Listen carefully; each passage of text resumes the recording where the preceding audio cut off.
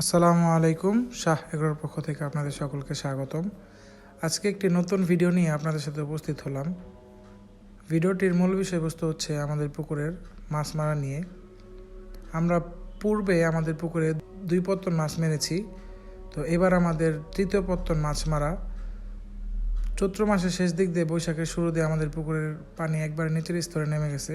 পুকুরে পানি নেই বললেই চলে। পুকুরে আমাদের মাছগুলো সঠিক পরিমাণে বড় হচ্ছে না, বাড়তেছে না, তাই আমরা সিদ্ধান্ত নিয়েছি আমাদের পুকুরের মাছগুলো আমরা একদম মেরে ফেলে আবার নতুন করে বর্ষার শুরুর দিক দিয়ে মাছ ছেড়ে দিব।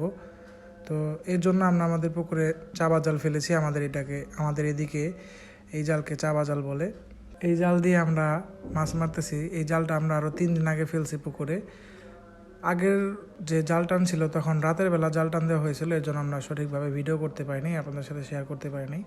আজকে বিকালবেলায় হওয়াতে আমরা সুন্দর করে একটি ভিডিও বানিয়েছি আপনাদের সাথে শেয়ার করার জন্য। তো আমরা আমাদের পুকুরের মাছগুলো শেষবারের মতো টান দিচ্ছি। তো দেখেন আমাদের পুকুরে কি পরিমাণ মাছ ধরা পড়ছে। আলহামদুলিল্লাহ আমরা এই বছর আমাদের পুকুর থেকে ভালো পরিমাণে প্রফিট করতে পেরেছি। খুব সুন্দর মাছ হয়েছে, আমরা বিক্রি করেছি। আজকের ভিডিওটি এই পর্যন্তই। আপনারা সবাই ভালো থাকবেন। আসসালামু আলাইকুম। ধন্যবাদ সবাইকে।